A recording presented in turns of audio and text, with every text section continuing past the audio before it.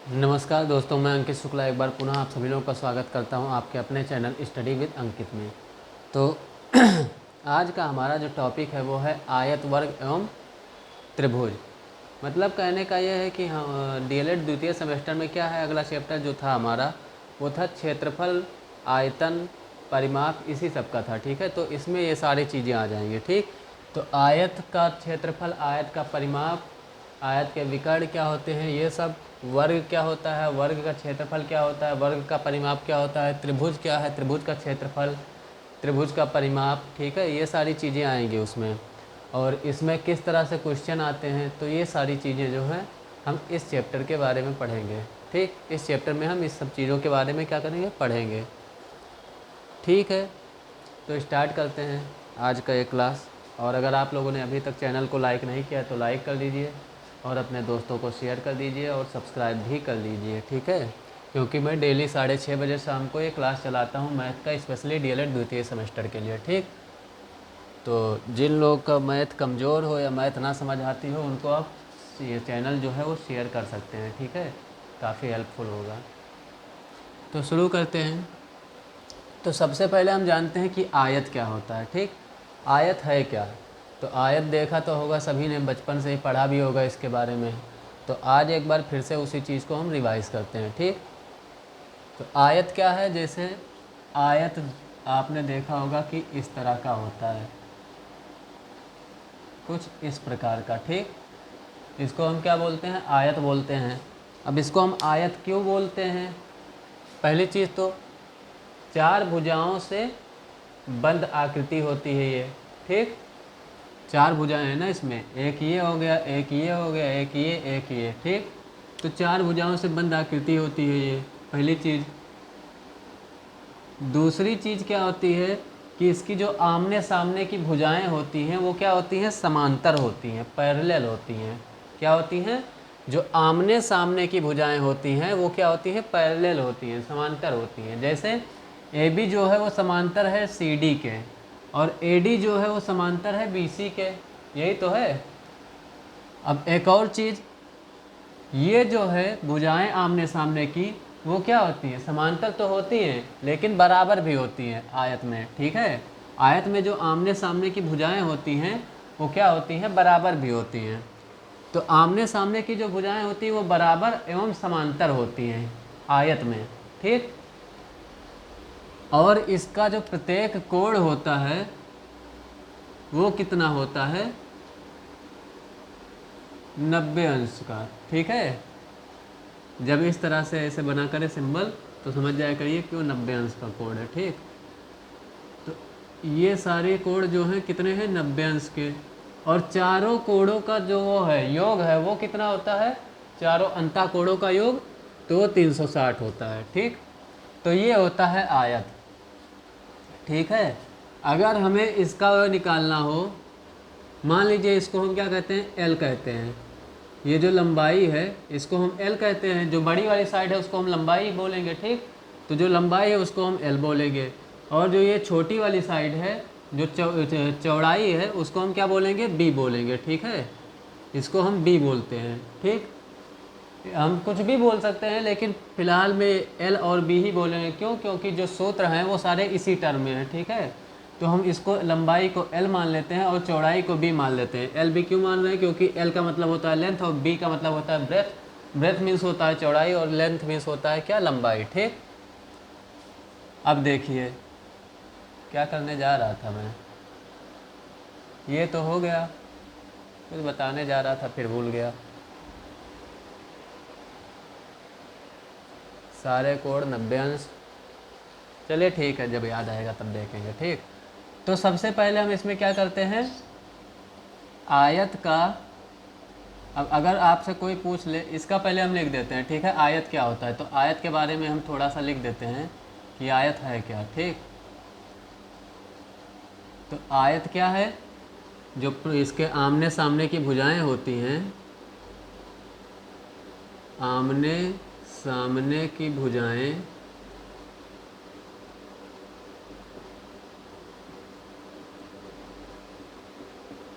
आमने सामने की भुजाएं समांतर एवं बराबर होती हैं। ठीक,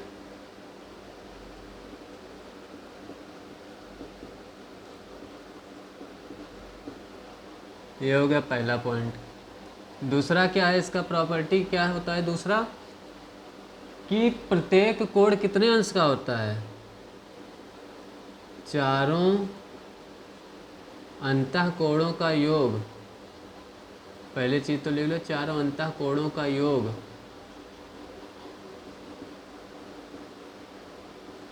360 अंश होता है। ठीक, और प्रत्येक अंतःकोण कितने अंश का होता है, प्रत्येक अंतःकोण, अंतः का मतलब अंदर का। ठीक, तो प्रत्येक अंतःकोण कितने अंश का होता है, 90 अंश का होता है।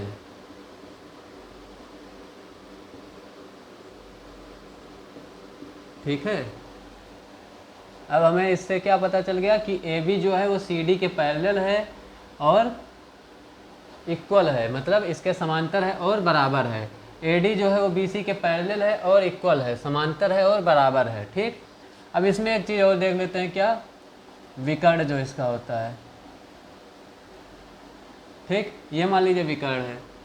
ठीक है, अगर आपको लंबाई और चौड़ाई दी हो और आपसे कहा जाए कि विकर्ण इसका निकालो, तो क्या हो जाएगा। अब देखिए, आपने पढ़ा है ना पाइथागोरस प्रमेय, तो पाइथागोरस प्रमेय में क्या होता है, ये मान लीजिए इसका क्या है, आधार है। ठीक, ये भी एल हो जाएगा, यही तो होगा, क्योंकि ये एल है तो ये भी एल होगा। ये आधार है और ये क्या है, ऊंचाई है। तो पाइथागोरस प्रमेय का सूत्र क्या होता है, 1/2, क्या लिख रहा हूँ मैं, ये क्या बन गया, मान लीजिए ये त्रिभुज है बी सी डी। ठीक है, बी सी डी एक त्रिभुज है, और त्रिभुज कौन सा है, ये समकोण त्रिभुज है। क्यों, क्योंकि ये जो सी वाला कोण है वो क्या है, 90 अंश का है, और 90 अंश को हम क्या बोलते हैं, समकोण। ठीक, तो बी सी डी जो है वो एक समकोण त्रिभुज है। अब हमें निकालना है इसका विकर्ण, तो हम विकर्ण का क्या मानेंगे, ये अगर ये हो गया आधार, ये हो गया हमारा लंब, तो ये क्या हो जाएगा, कर्ण होगा। और कर्ण का स्क्वायर बराबर क्या होता है पाइथागोरस प्रमेय में, लंब का स्क्वायर प्लस आधार का स्क्वायर, यही तो होता है। तो कर्ण का स्क्वायर क्या हो जाएगा यहाँ पे, B square plus L square, यही तो होगा, B square plus L square या L square plus B square, कुछ भी कह लीजिए। ठीक, अब k इज इक्वल टू क्या हो जाएगा, तो ये यहाँ से स्क्वायर जो है वो हट जाएगा। ठीक है, और इधर आके क्या हो जाएगा, इस पर रूट, तो क्या हो जाएगा, l square plus B square. तो इसके जो विकर्ण का सूत्र होता है क्या होता है, अंडर रूट में l square plus B square. ठीक, अब देखते हैं हम इसके जो सूत्र होते हैं कौन कौन से होते हैं। ठीक है, पहला सूत्र क्या होता है इसका, अगर हमको इसको हमें इसके चारों तरफ का वो माप, मतलब इसकी जो पूरी लंबाई है, परिमाप जिसको हम बोलते हैं, अगर ये हमको निकालना हो तो क्या होगा, तो इसके चारों भुजाओं का योग होगा। ठीक, अब ये एल है तो ये भी एल होगा, ये बी है तो ये भी बी होगा, यही तो होगा। हमें निकालना क्या है, परिमाप, और परिमाप का मतलब क्या होता है, परिमाप का मतलब होता है कि उसकी पूरी लंबाई चारों तरफ की। ठीक है, तो चारों भुजाओं का हम क्या कर देंगे, योग कर देंगे, तो हमें क्या पता चल जाएगा, इसका परिमाप। अब जैसे ये बोर्ड लगा हुआ है, तो इस बोर्ड का हमें अगर परिमाप निकालना हो तो हम क्या करेंगे, इसको जोड़ लेंगे कितना है। ठीक, इसको भी हम नाप लेंगे कितना है, उसको नाप लेंगे, उसको नाप लेंगे। अगर ये आयताकार में है तो हम क्या करेंगे, इसको नाप लेंगे और उसको नाप लेंगे, गुणे 2 कर देंगे। ठीक है, क्यों 2 कर देंगे, क्योंकि जो जितना ये होगा उतना ही ये भी होगा, और जितना ये होगा उतना ही क्या होगा, इधर वाला भी होगा। ठीक है, तो इस तरह से तो हम क्या करेंगे, आयत का परिमाप जो होता है, आयत का ही नहीं किसी भी चीज़ का परिमाप क्या होता है, किसी भी चीज़ का अगर परिमाप बोले तो उसके चारों तरफ का, उसकी जितनी भुजाएं हैं सारी भुजाओं को जोड़कर जो आंसर आएगा वही उसका क्या होगा, परिमाप होगा। ठीक है, तो इसका क्या हो जाएगा भाई, आयत का परिमाप। तो आयत का परिमाप क्या हो जाएगा, हमने क्या कहा कि सारी भुजाओं को जोड़ लीजिए। अब ये ए बी क्या है, एल है, ये बी सी क्या है, बी है, तो हमने लिखा l plus b. C d क्या है, एल है, और ये भी क्या है, बी है। ठीक, तो हमने लिखा फिर एल प्लस बी। अब देखिए एल और एल जुड़ जाएंगे ना, बीजीय व्यंजक में पढ़ा है ना आपने कि सजातीय पद जुड़ते हैं। अब दोनों एल हैं तो ये क्या हो जाएंगे, जुड़ जाएंगे, ये बी और बी भी जुड़ जाएंगे, तो क्या हो जाएगा 2l प्लस 2b, यही तो होगा। अब ये जो 2 है उसको हम कॉमन ले लेते हैं, तो यहाँ पे बचेगा क्या, क्या बचेगा l प्लस बी, और यही तो होता है आयत के परिमाप का सूत्र। तो आयत का परिमाप का सूत्र क्या होता है, 2 गुणे लंबाई धन चौड़ाई, यही तो लिखा है 2 गुणे लंबाई धन चौड़ाई, ठीक।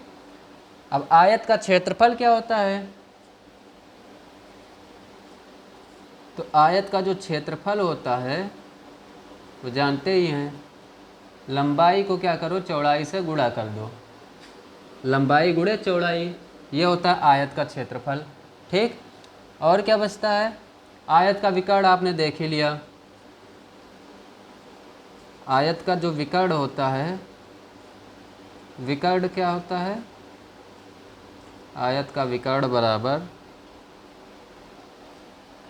अंडर रूट में l square plus B square, यही तो होता है। तो ये इतना सब कुछ है किसमें, आयत में, ठीक है। और इससे ज़्यादा नहीं आएगा, मेरे जो डीएलएड है उसमें इससे ज़्यादा नहीं आएगा, बस इसी पर आधारित प्रश्न होंगे, ठीक है। तो इसको आप लोग नोट कर लीजिएगा। अब बढ़ते हैं आगे, आयत हो गया, अभी इस पर हम क्वेश्चन भी करवाएंगे थोड़ा सा, आज ज़्यादा नहीं हो पाएंगे तो थोड़ा बहुत क्वेश्चन करवाऊंगा, बाकी कल जो है कल इस पर ज़्यादा क्वेश्चन करवाएंगे, ठीक।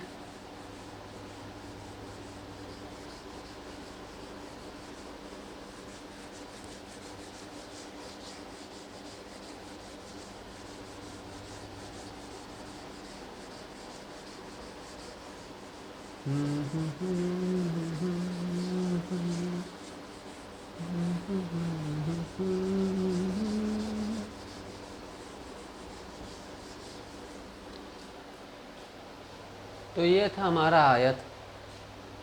अब हम किसके बारे में जानेंगे, वर्ग के बारे में जानेंगे। वर्ग क्या होता है, तो वर्ग भी आप लोगों ने देखा होगा, यही तो है वर्ग, यही ना है वर्ग। मतलब कहने का क्या है कि ए है, बी है, सी है, डी है, ठीक। अब ये भी एक तरह से क्या है, ये भी एक प्रकार का आयत ही होता है। जो वर्ग होता है वो भी क्या होता है, एक प्रकार का आयत ही होता है, ठीक है।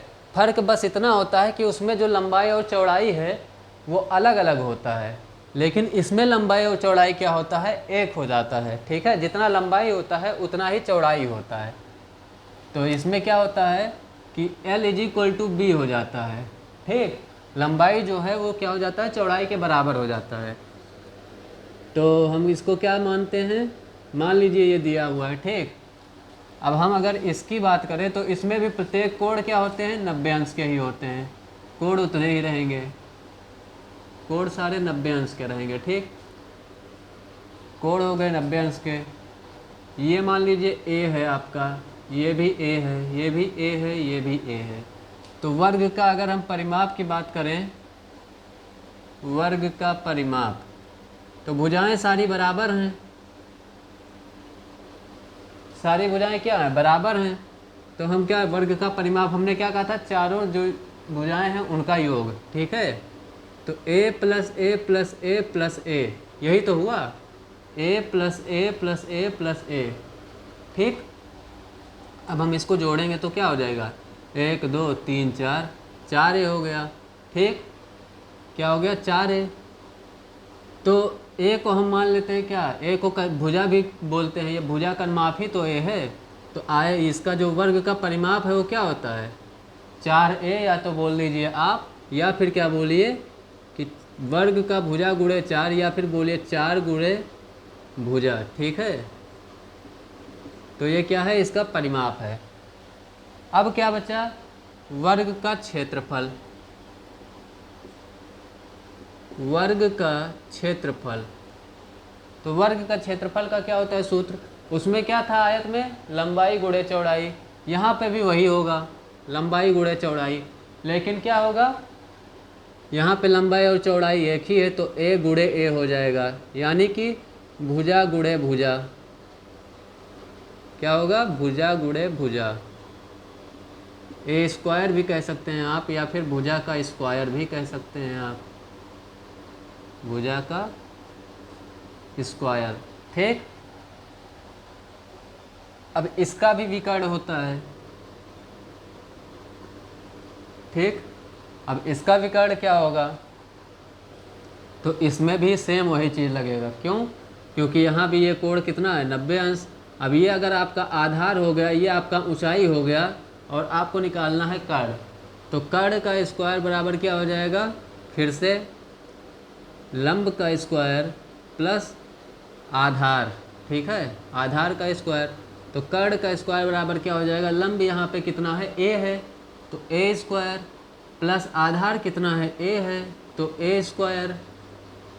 अब कर्ण स्क्वायर बराबर क्या हो जाएगा, ए स्क्वायर और ए स्क्वायर, 2a स्क्वायर, यही तो हुआ। तो कर्ण पर से ये स्क्वायर हटेगा और वो स्क्वायर जाके कहाँ लगेगा, उधर लग जाएगा, तो 2a स्क्वायर। अब a क्या है, a अंडर रूट में 2 बार है, तो उसको हम एक बार बाहर निकाल लेंगे। ठीक है, तो k बराबर क्या हो जाएगा, a√2। तो ये जो हमारा आ गया विकर्ण, वो कितना आया, a√2। ठीक है, तो वर्ग के विकर्ण का सूत्र क्या पता चला, वर्ग का विकर्ण बराबर, वर्ग का विकर्ण बराबर क्या होता है, a√2, या फिर हम इसको क्या लिख सकते हैं, √2 गुणे भुजा, या फिर भुजा गुणे √2, कुछ भी लिखिए, भुजा गुणे √2 लिखिए, या फिर √2 गुणे भुजा लिखिए। ठीक है, जो आपको समझ में आए। ठीक, तो ये सारे क्या है, वर्ग, ये क्या है, वर्ग का विकर्ण। ठीक है, मैं आपको इसलिए दिखा रहा हूँ किस तरह से आया है, इसलिए करके बता रहा हूँ कि आप लोगों के दिमाग में ये अस्थायी हो जाएगा, याद करने में ज़्यादा दिक्कत नहीं होगा। और अगर आपको मेथड पता रहेगा, आप भूल भी जाते हैं एग्ज़ाम में, तो आप इस तरह से इसको निकाल सकते हैं। ठीक है, तो इसलिए मैं इसको करके बता रहा हूँ कि कहाँ से ये आया, पाइथागोरस थ्योरम से ये आया। ठीक, मान लीजिए एग्ज़ाम में आ गया विकर्ण, आपको विकर्ण दिया हुआ है और इसमें से भुजा पूछा हुआ है, और आपको ये सूत्र नहीं याद है, भूल गए हैं, और आपको पता है कि पाइथागोरस थ्योरम से ये आया था, तो आप क्या करेंगे, तुरंत पीछे रफ में करके देख लेंगे। ठीक है, तो आप निकाल लेंगे, इसलिए मैं बता रहा हूँ इसको। अब ये तो हो गया क्या, आयत और वर्ग। अब हम बात कर रहे हैं त्रिभुज की। तो त्रिभुज क्या होता है, त्रिभुज तो सब लोग जानते हैं, 3 भुजाओं से बंद आकृति को क्या कहते हैं, 3 भुजाओं से बंद आकृति को क्या कहते हैं, त्रिभुज कहते हैं। ये हो गया ए, ये हो गया बी, ये हो गया सी, ये क्या है, त्रिभुज है। ठीक, मैं मान लेता हूँ ये क्या है, एच है इसका, हाइट, ऊंचाई। ठीक है, ये इसका क्या है, बी मतलब बेस है, क्या है, आधार है। ठीक है, अब देखिए त्रिभुज का क्या क्या प्रॉपर्टी होता है। तो त्रिभुज के क्या होते हैं, पहली चीज़ तो तीनों जो अंतःकोण होते हैं उनका योग कितना होता है, 180 अंश होता है। ठीक है, तो क्या होता है त्रिभुज में प्रॉपर्टी, पहले याद रखिए,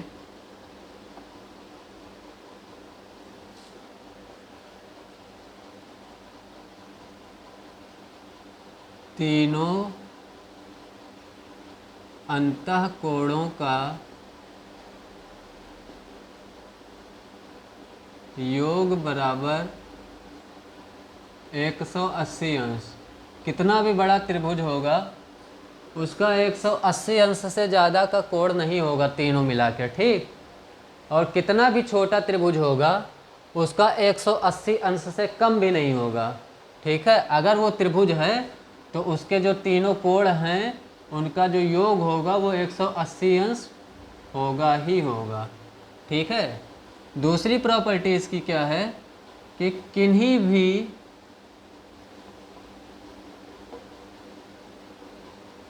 दो भुजाओं का योग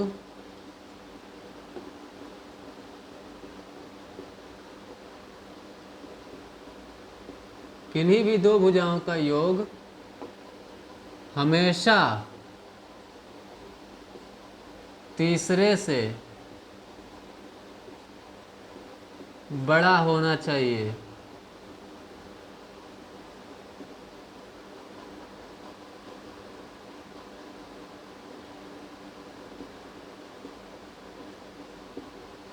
किन्हीं भी दो भुजाओं का योग क्या होता है, तीसरे से बड़ा होता है, तभी वो त्रिभुज होता है।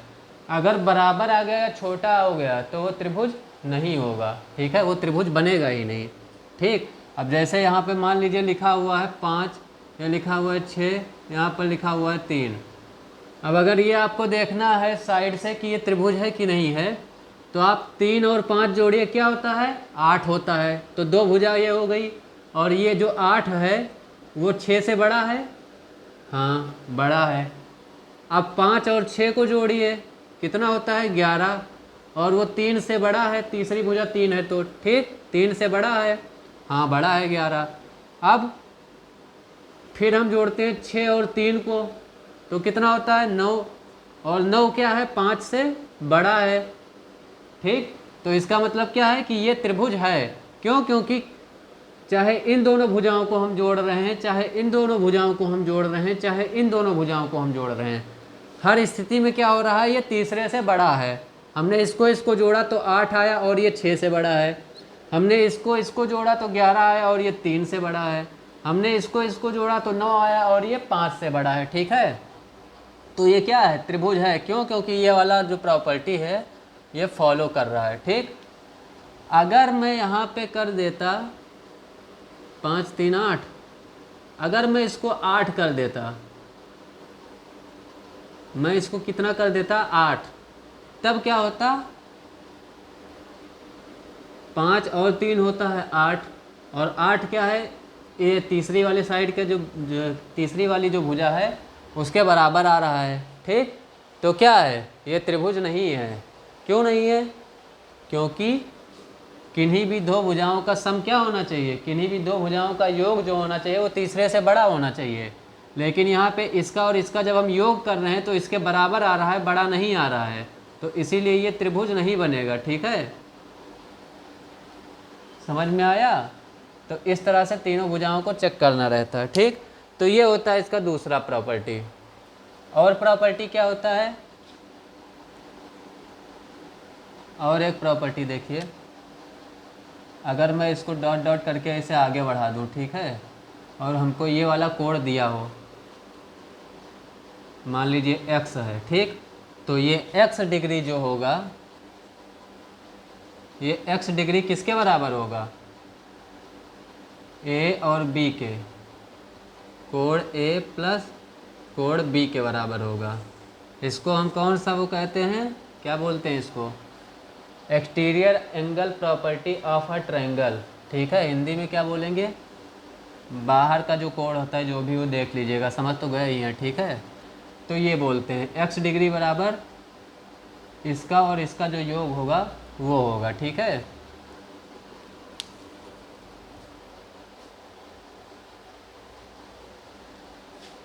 मतलब अगर ये कोण यहाँ पे बनता है, ये x अगर यहाँ पे बनाऊँ तो ये क्या होगा, इसके और इसके बराबर होगा। इसके जो अपोजिट दोनों एंगल्स होते हैं, यहाँ पर अगर बन रहा है तो इसका अपोजिट यही दोनों एंगल तो आएंगे, तो इन दोनों का जो सम होगा वो इसके इक्वल होगा। ठीक है, ये होता है ये प्रॉपर्टी।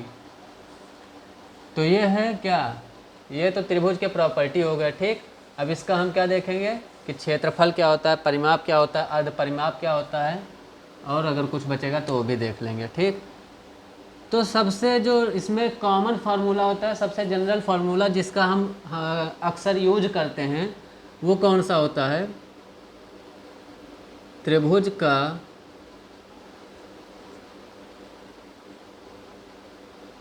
क्षेत्रफल बराबर क्या होता है, 1/2 गुणे आधार गुणे में क्या होता है, ऊंचाई। अब यहाँ पे आपको क्या पता होना चाहिए, यहाँ पे आधार और ऊंचाई आपको पता होना चाहिए, तब ये सूत्र काम करेगा। ठीक, क्या पता होना चाहिए, आधार और ऊंचाई। ठीक है, और ये हाँ, ये उसी में काम करेगा जिसमें आधार और ऊंचाई आपको पता है, ठीक। अगर ये आधार है और आप किसी तरह से इसका ऊंचाई निकाल लेते हैं तब ये सूत्र आपका काम करेगा, ठीक है। तो इसमें क्या होना चाहिए, आधार और ऊंचाई पता होनी चाहिए, तो ज़्यादातर इसका प्रयोग होता है। अगर आपसे पूछा जाए समबाहु त्रिभुज, समबाहु त्रिभुज तो जानते हैं ना, समबाहु त्रिभुज में जिसकी ये तीनों भुजाएं क्या होती हैं, बराबर हो जाती हैं। अगर ये 5 है, ये 5 है, तो ये भी 5 हो, ठीक।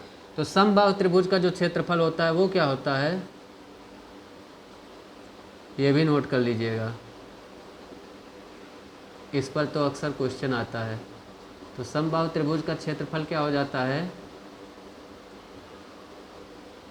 त्रिभुज अपने आप में ही एक पूरा चैप्टर है, ठीक है, पूरा पाठ है, ये टॉपिक नहीं है, पूरा पाठ है। तो ये अगर केवल त्रिभुज में अगर क्लास लूँ तो त्रिभुज कम से कम एक क्लास तो अच्छा खासा लगेगा ये, ठीक है। तो इसीलिए मैं शॉर्ट में समझा रहा हूँ, नहीं तो triangle, types of triangle, on the basis of angles, on the basis of sides, ठीक है। तो ये सारी चीज़ें इसमें आ जाएंगी। उसके बाद में ये जो होता है क्या होता है, समरूपता और सर्वांग समता, ये भी इसी में आता है, ठीक है। तो इसलिए अभी बस ये जो मेन है वो आप देख लीजिए, बाकी हो सकता है कि किसी दिन मैं क्लास लगा दूँ इसका। तो समबाहु त्रिभुज का जो क्षेत्रफल होता है वो क्या होता है, √3/4 गुणे भुजा स्क्वायर। तो इसमें आपको क्या पता होना चाहिए, भुजा पता होना चाहिए, ठीक। और अगर आपसे बोले समबाहु त्रिभुज, समबाहु त्रिभुज की ऊंचाई, इसका सूत्र क्या होता है, ऊंचाई को हम मान लेते हैं h, ठीक है। तो h बराबर क्या हो जाएगा, √3/2 गुणे में क्या हो जाएगा, भुजा, ठीक है, गुणे में क्या हो जाएगा, भुजा हो जाएगा, ठीक। और क्या बचा, परिमाप हमने बताया ही, परिमाप किसी भी चीज़ का क्या होगा, उसकी जितनी भुजाएं हैं सबका योग कर दीजिए। तो परिमाप इसका भी क्या हो जाएगा, परिमाप मान लीजिए ये a है, ये b है, ये c है, ठीक। 3 भुजाएं होती है, तीनों को हमने मान लिया a b c। तो परिमाप इसका क्या हो जाएगा, a + b + c, यही तो होगा, तीनों का हमने योग कर लिया, ठीक। अगर मैं इसका पूछूं कि अर्ध परिमाप क्या है, अर्ध परिमाप, अर्ध परिमाप को मैं लिख देता हूँ s, ठीक है। तो s क्या होता है, तो ये होता है तीनों भुजाओं का योग जानते ही हैं, ठीक, वो होता है परिमाप, और परिमाप का आधा कर दीजिए, अर्ध परिमाप हो गया, ठीक। तो ये हो गया आपका अर्ध परिमाप, ठीक है। और एक सूत्र इसमें लिख लीजिए कि अगर कोई त्रिभुज है, जब ये सारी चीज़ें काम ना करें, आपको 3 भुजाएं दी गई हों, ठीक है, तो उससे अगर क्षेत्रफल आपको निकालना हो तो कैसे निकालेंगे, चाहे वो विषमबाहु त्रिभुज हो, चाहे वो समबाहु त्रिभुज हो, चाहे वो ये समकोण त्रिभुज ही हो, तो वो जो सूत्र होगा वो सब में काम करेगा, बस आपको भुजाएं सारी पता होनी चाहिए, ठीक। तो वो कौन सा सूत्र है, तो उस सूत्र का नाम है हेरोन्स फार्मूला कहते हैं हम, जिसको हेरोन का सूत्र कहते हैं, ठीक। तो हेरोन का सूत्र क्या होता है,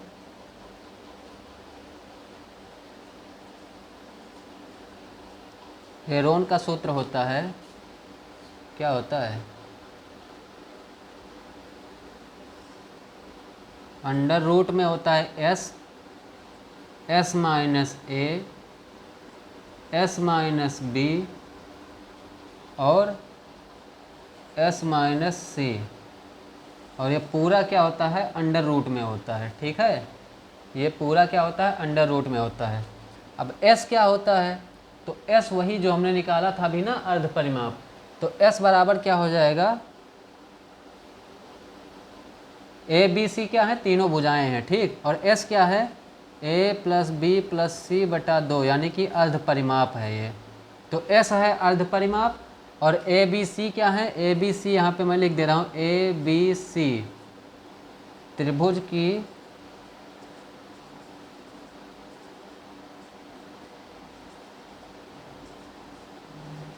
भुजाएं, ठीक। ये होते हैं इतने सूत्र,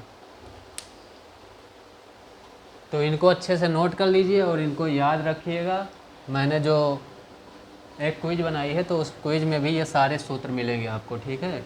उसमें भी मैंने ये सारे दे रखे हैं, हेरोन का सूत्र, समबाहु त्रिभुज का सूत्र, त्रिभुज का सूत्र, तो सब दिया हुआ है। इसीलिए बनाया हूँ कि आप लोगों को याद हो जाए, ठीक है। तो ये सारे याद कर लीजिए। और अब एक दो क्वेश्चन देख लेते हैं छोटे मोटे।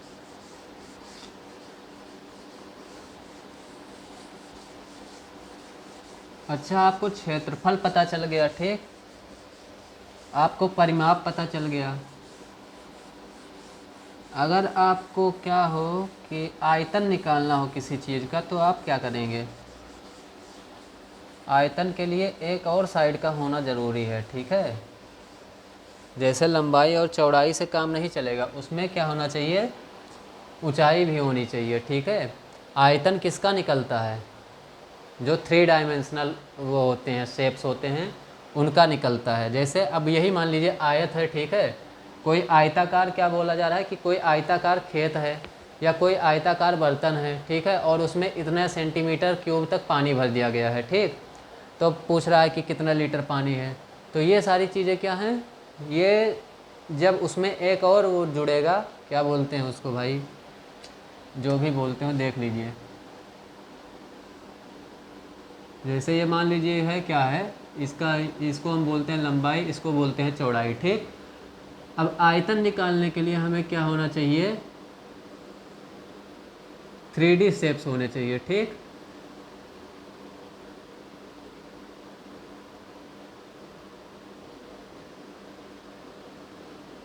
तो इसमें एक और आ गया, क्या आ गया? जो ये है, ये तो L था आपका, ये B था, ठीक। ये लंबाई था, ये चौड़ाई था, ठीक है। और ये जो आपका आ गया, ये, ठीक है। तो इसको हम क्या बोलेंगे? H बोलेंगे, ठीक है। तो इसको हम क्या बोलते हैं? हाइट, ठीक है। तो इसका जो आयतन होता है, तो आयतन क्या हो जाएगा? आयतन में सबका क्या हो जाएगा? गुणा हो जाएगा केवल, ठीक है। तो आयतन में क्या हो जाएगा? सबका गुणा हो जाएगा। अगर हम घन का आयतन की बात कर रहे हैं तो क्या हो जाएगा? घन की जो सारी भुजाएं होती हैं वो बराबर होती हैं। तो अगर घन की भुजाएं A में मान ले रहा हूँ, तो घन का जो आयतन होगा वो क्या हो जाएगा? A का क्यूब हो जाएगा, ठीक। और आयतन जो होगा वो हमेशा क्यूबिक यूनिट में आएगा, ठीक है। जैसे क्यूब सेंटीमीटर या centimetre cube, metre cube, litre cube, इस तरह से आएगा, ठीक है। तो आयतन क्या है? इसका A क्यूब हो गया, किसका? घन का। अगर मैं यहीं पे घनाभ की बात करूं, घनाभ का आयतन क्या होगा? तो घनाभ का आयतन हो जाएगा LBH। क्यों हो जाएगा? क्योंकि इसमें लेंथ, ब्रेथ और हाइट, लंबाई, चौड़ाई और ऊंचाई तीनों अलग अलग होता है, तो इसलिए घनाभ का LBH होगा। घन का हो जाएगा A क्यूब, यानी कि भुजा का क्यूब। क्यों? क्योंकि घन की जो सारी भुजाएं होती हैं वो बराबर होती हैं, ठीक।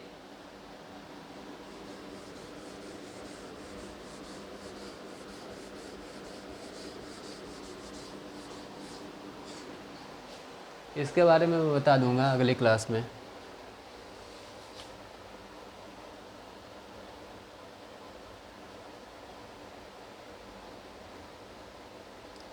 अब देखिए, जैसे क्वेश्चन क्या है, पहला क्वेश्चन, एक आयताकार मैदान का क्षेत्रफल। अब मैदान का क्षेत्रफल कितना है? आयताकार दिया हुआ है, ठीक। और उसका मैदान, जो आयताकार मैदान है उसका क्षेत्रफल है कितना?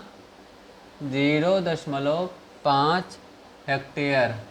इसमें थोड़ा सा यूनिट कन्वर्जन भी आप लोग याद कर लीजिएगा कि हेक्टेयर से मीटर स्क्वायर में कन्वर्ट करेंगे तो क्या होगा, ठीक है। सेंटीमीटर स्क्वायर से मीटर स्क्वायर में क्या होगा? किलोमीटर स्क्वायर से डेसीमीटर स्क्वायर से लीटर क्यूब को, लीटर को अगर सेंटीमीटर क्यूब में करेंगे तो क्या होगा? तो ये सब याद कर लीजिएगा थोड़ा सा। तो क्या कह रहा है? एक आयताकार मैदान का जो क्षेत्रफल है वो 0.5 हेक्टेयर है, ठीक। और इस मैदान की एक भुजा जो है वो कितनी है? 125 है। मैदान की क्या है? मैदान की एक भुजा कितनी है?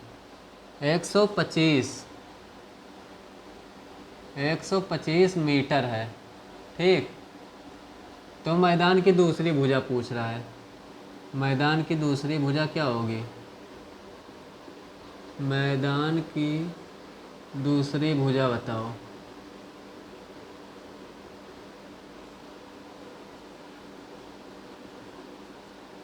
ठीक, मैदान की दूसरी भुजा हमें निकालनी है। अब 0.5 है हेक्टेयर में और ये है मीटर में। ठीक, तो जब तक ये जो होगा ये बराबर नहीं होगा, जो यूनिट होगा, तब तक हम इसमें कुछ नहीं कर सकते हैं। अगर कुछ करने की कोशिश करेंगे तो वो गलत हो जाएगा। ठीक, तो सबसे पहले हम हेक्टेयर को क्या करेंगे, मीटर में कन्वर्ट करेंगे। ठीक है, तो हेक्टेयर को अगर हम मीटर में कन्वर्ट करेंगे तो क्या हो जाएगा, हम जानते हैं कि 0.1 हेक्टेयर बराबर 0.1 हेक्टेयर बराबर होता है 1000 मीटर स्क्वायर। ठीक, कितना होता है, 0.1 हेक्टेयर बराबर होता है 1000 मीटर स्क्वायर। तो 0.5 हेक्टेयर बराबर क्या हो जाएगा, 0.5 हेक्टेयर बराबर 1000 गुणे 0.5 कह दो, नहीं होगा भाई। मैं जैसे पूछ लूँ कि एक केले का दाम 5 रुपये है तो 5 केले का दाम कितना होगा, तो 5 को 5 से गुणा ही तो करोगे तो 25 हो जाएगा। ठीक, तो उसी तरह से 0.1 हेक्टेयर में 1000 मीटर है, मीटर स्क्वायर है, तो 0.5 हेक्टेयर में कितना होगा, तो 1000 को 0.5 से गुणा कर दो, बस आ जाएगा। यही तो है। तो ये कितना आ जाएगा, 5 और 3 0। ठीक, कितना आ जाएगा ये, 5000 मीटर स्क्वायर, यही तो आएगा। अब ये क्या है, ये क्षेत्रफल हमें दे रखा है। ठीक, तो क्षेत्रफल का जो आयत का क्षेत्रफल होता है उसका सूत्र क्या होता है, अब देखिए यूनिट ये भी मीटर है, ये मीटर स्क्वायर है। ठीक, तो यूनिट जो है वो बराबर हो गया। ठीक, अब क्षेत्रफल जो है, क्षेत्रफल का सूत्र क्या होता है, लंबाई गुणे चौड़ाई, यही तो होता है। अब हमें नहीं पता है कि ये लंबाई है या चौड़ाई है। ठीक, लेकिन है तो इसी में से कुछ, तो हम लिख देते हैं। ठीक है, तो क्षेत्रफल बराबर क्या है, क्षेत्रफल तो दे रखा है। ठीक, तो क्षेत्रफल यहाँ पे दिया हुआ है 5000, तो क्षेत्रफल की जगह पे हम यहाँ पे लिख देंगे क्या, क्षेत्रफल की जगह पे हम लिख देंगे 5000, यही तो लिखेंगे, बराबर। अब मैं मान लेता हूँ कि ये जो एल है उसका वैल्यू क्या है, 125 है। ठीक, तो 125 हो गया, गुणे में बी हो गया। ठीक, अब b बराबर क्या हो जाएगा, तो b बराबर हो जाएगा, अगर हम 125 को इधर ले आएँ तो 5000 लिखा हुआ है, अब 5000 बटा में हो जाएगा 125, बराबर में b है। ठीक, अब हम क्या करेंगे, अपना वही पुराना काम जो सबसे फेवरेट है, इसको काट पीट के ख़त्म कर दो। ठीक, तो 25 पंचे 125 और 25 दूना 50 और 2 जीरो ऐसे ही आ गया। ठीक, 5 एकम 5 और 5 चौक 20 और 5 जीरो 0। ठीक, तो कितना बचा यहाँ पे, कुल मिला के 40 बचा, बाकी सब कट के ख़त्म हो गया। तो b बराबर कितना आ गया आपका, 40 मीटर, और यही क्या हो गया आपका, कह दो कि यही उत्तर हो गया। क्या हो गया, यही आपका उत्तर हो गया। ठीक, तो हमारा जो इसका वो है दूसरी भुजा है वो कितनी हो गई, तो हमारे पास जो इसकी दूसरी भुजा है वो हो गई 40 मीटर। ठीक है, सूत्र में रख दीजिए बस, और कुछ नहीं करना है। यूनिट में कन्वर्ट करके जो बराबर है इसका यूनिट जो होता है वो बराबर करके उसके बाद में सूत्र में रख दीजिए और उत्तर आपका अपने आप आ जाएगा, बस थोड़ा सा कैलकुलेशन करना है। ठीक है, अब कहोगे जब कैलकुलेशन करना है तो अपने आप कैसे आएगा, भाई सूत्र बना बनाया मिल रहा है इसलिए अपने आप आएगा, और कैसे।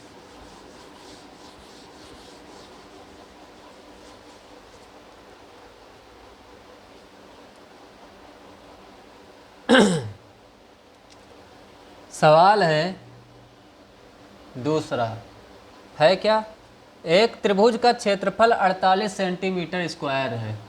ठीक है, त्रिभुज का क्षेत्रफल जो है वो दिया हुआ है, त्रिभुज का क्षेत्रफल बराबर 48 सेंटीमीटर स्क्वायर। ठीक, और क्या दिया हुआ है, इसकी ऊंचाई दी है। तो ऊंचाई मतलब हाइट, और हाइट मतलब h। तो h बराबर कितना दिया हुआ है? h बराबर दिया हुआ है 8 सेंटीमीटर, ठीक। और हमें निकालना क्या है? इसका आधार। क्या निकालना है? आधार। और आधार को हम क्या लिख सकते हैं?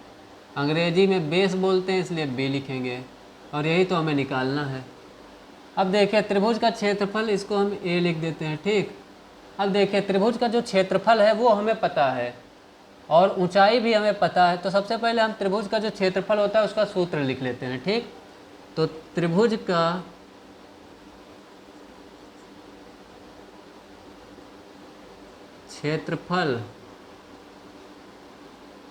क्षेत्रफल बराबर 1/2। अब यहाँ आधार और ऊंचाई दी है, ठीक है, तो हम यही वाला सूत्र लिखेंगे। 1/2 गुणे आधार और गुणे में क्या हो जाएगा? ऊंचाई।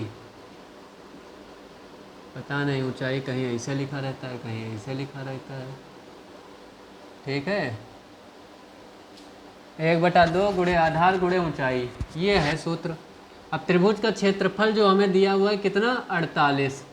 तो हम इसके जगह पर क्या लिख देंगे? सुनहरे अक्षरों में 48, ठीक। 1/2 ऐसे लिखा हुआ है, हमने ऐसे लिख दिया। अब देखिए आधार हमको इसमें कितना है? कुछ नहीं, यही तो निकालना है, तो देंगे क्या? तो आधार को हम क्या लिख देंगे? बी लिख देंगे। क्यों? क्योंकि इंग्लिश में इसको बी से ही रिप्रेजेंट करते हैं, डोनेट करते हैं, ठीक, सॉरी डेनोट करते हैं, ठीक। तो हमने इसको बी लिख दिया। ऊंचाई मतलब कितनी दी है? 8 सेंटीमीटर। तो हमने यहाँ पर लिख दिया 8। अब यहाँ तक तो हमने कोई गलती नहीं की है ना, ठीक। अब देखिए 2 एकम होता है 2, कह दो नहीं होता है, 2 एकम होता है 2, और 2 चौके होता है 8।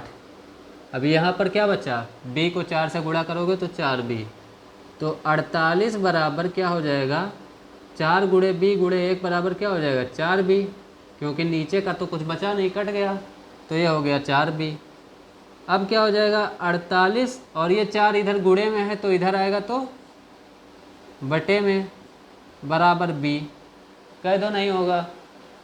होगा ना, नहीं कहोगे तब भी होगा। अब b बराबर क्या हो जाएगा? 4 एकम होता है 4, 4 एकम 4 और 4 दूनी 8। तो b बराबर आएगा 12 सेंटीमीटर। और यही क्या हो जाएगा? यही हो जाएगा उत्तर, ठीक है। ये क्या हो जाएगा? उत्तर हो जाएगा। कितना आएगा? इसका जो आधार है वो हमें कितना पता चला? 12 सेंटीमीटर, ठीक। ठीक तो ये है, खराब कहाँ है?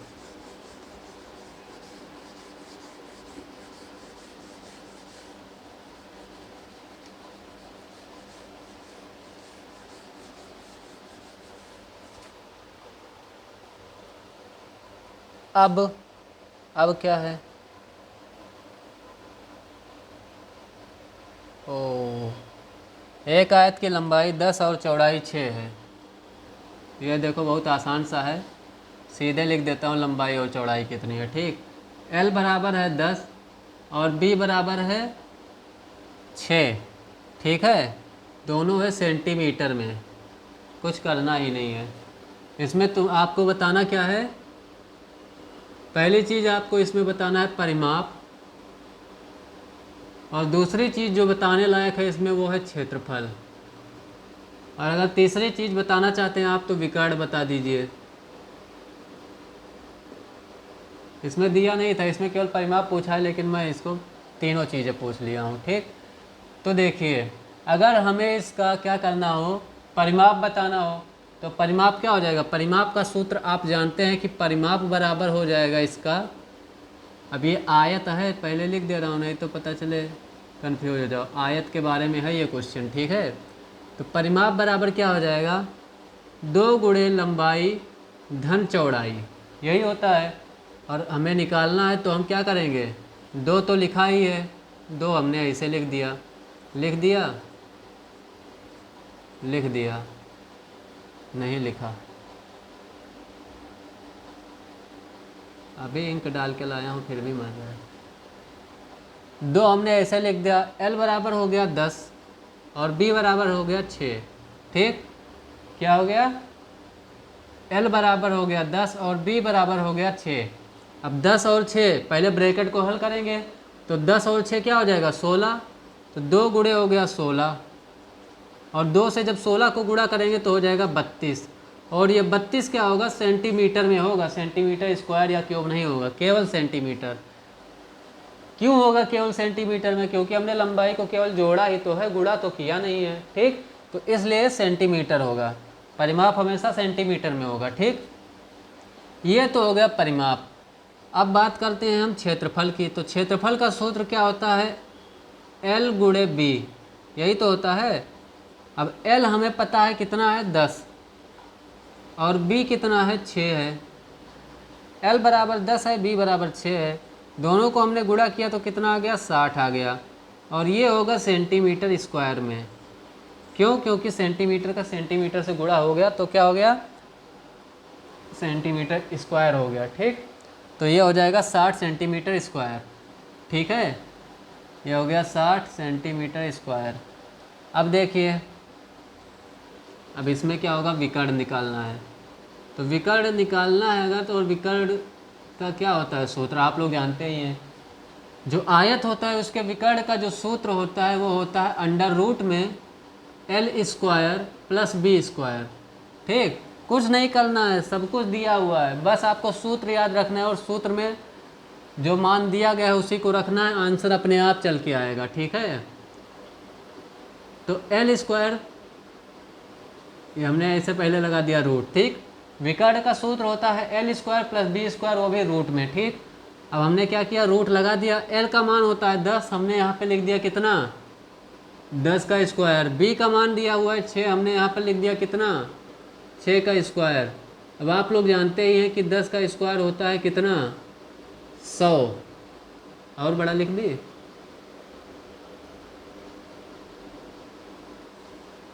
दस का मान होता है कितना 100।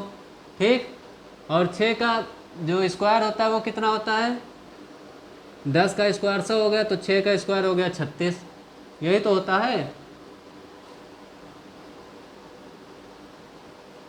अब क्या हो जाएगा, 100 में जब 36 को जोड़ेंगे तो कितना आ जाएगा 136, यही तो होगा, ये आ गया 136। और ये देखो परफेक्ट स्क्वायर तो ये है नहीं। ठीक है, अब देख लेते हैं ये कहाँ तक जाएगा, कितना रूट में बाहर आएगा। तो 2 से अगर हम करें 2 छक्के 12 और 1 बच रहा है 16, 2 8 16, 2 3 6 और 2 चौक 8, बस यहीं तक जाएगा। ठीक है, तो क्या होगा इसका 2 जो है एक बार बाहर आ जाएगा, 34 चौका होता है 136।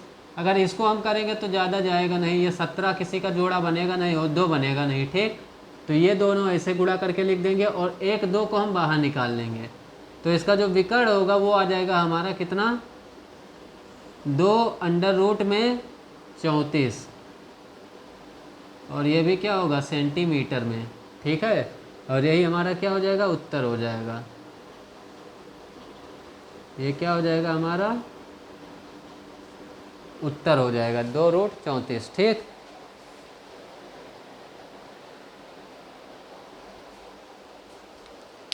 चलिए ठीक है, आज की क्लास यहीं ख़त्म करते हैं।